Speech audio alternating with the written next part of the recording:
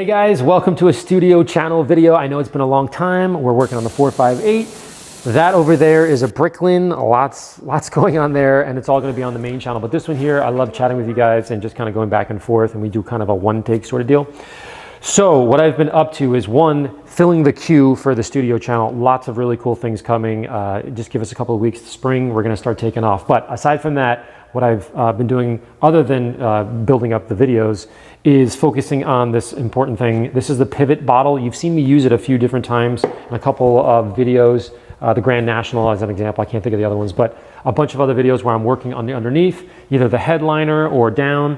And so this thing is pretty cool, and a lot of you have asked, hey, can you shoot a quick video on the studio channel to kind of tell us what's going on here?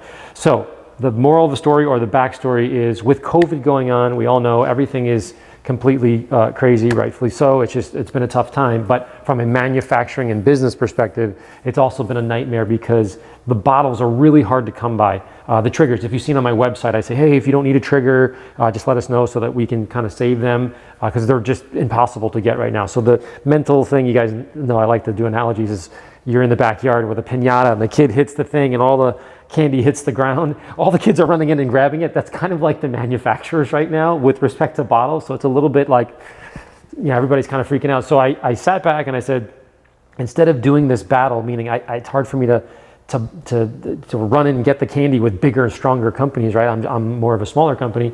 How can we kind of think outside the box? So I contacted my buddy Tyler, I've known for a while, and Next Shift, he's the head of Next Shift, this development team, and they've been working on a project for a long time. So I was like, hey, how's it going? What's going on? And I know that they were working on something that was this crazy, and the pivot, and I'll describe in a second. And again, long story short, this has been like a year or so, and then the last 6 months, it's really ramped up. So at the end of this, more importantly, I'm asking you, I need comments and help and feedback, and like, what are we looking for? And that's kind of my purpose in this whole part of the pivot bottle, is to sort of figure out where are we going with all this stuff. So put that to the side. As you've seen, and it's pretty self-explanatory, but I'll give you the generalized thing here where you guys are like, oh yeah, it totally makes sense. Right off the bat, we see the first thing, it is 30% smaller. So if you try to jam this in one of my cabinets over here, it's kind of annoying because the cabinet's got to be huge. In this case, you can have a ton of these, and it fits in much nicer. So that's kind of a big deal. Big one from a safety perspective, there's a little thing that you can twist here, a little locking mechanism, and it locks it so that, let's say, a little child or whatever can't open it. Kind of a big deal. So you twist this, it opens up. But the big one, the pivoting, one of these is full. This is just full of water. Just to give you an example, you can spray up and you can spray down, and you can see how it stays in the same position. Now, the way that this was, the backstory again was Tyler, my buddy, is in the laundromat business. And in the laundromat business, you're doing a lot of this, spraying down. That's a good example. See, you're pulling the trigger and it's not really coming out because I'm running out of fluid here, which is the next thing. But he's sitting here doing this all day long. His arm was killing him. And then as the liquid runs out, you get this sputtering, right? And we've all done that where you're trying to prime the pump and do it. Anyways, he came up with this idea, and this was years ago, and I've been talking to him forever, but this was pre-COVID. We weren't freaking out about bottles. And now I was like, oh my gosh, instead of getting into this fight for the candy on the ground, let's think of something different. So I've been involved trying to figure out, how do we take this from like a dry cleaning perspective and move it into the cleaning world, and more specifically the detailing world. So that's kind of where I come in. And then where you come in is helping me figure out what are the things that we might need or not need.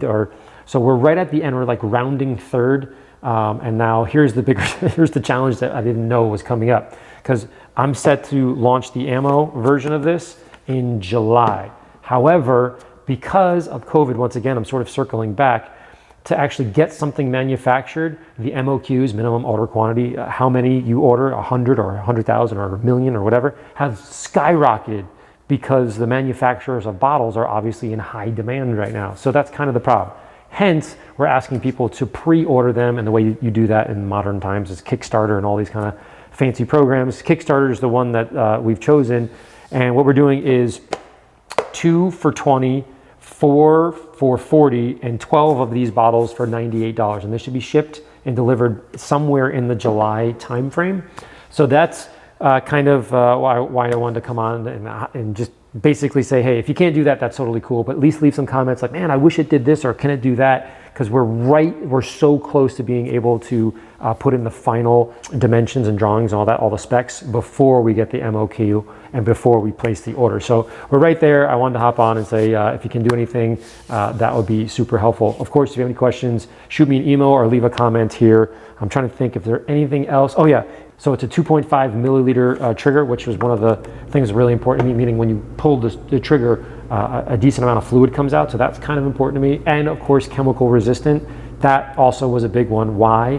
Because I use different pH levels. If you saw on some of the other videos I was doing, I'm using my new degreaser in there, and that's obviously not a neutral pH. So it's gonna do things to the bottle, which happens, that's just normal. Those types of ideas, hey Larry, I wish you had it so it could do this and that, that's gonna be really important as we kind of round third on this. So anyways, I appreciate you guys watching. Anything else you can come up with, let me know, and I hope you're well. Talk to you soon.